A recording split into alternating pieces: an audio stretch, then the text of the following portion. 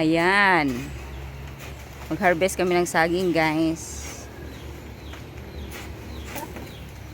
Kurang mag... Ay.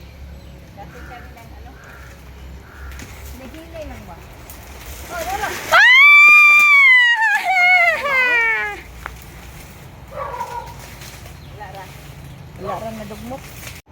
Yan ang harvest namin, guys.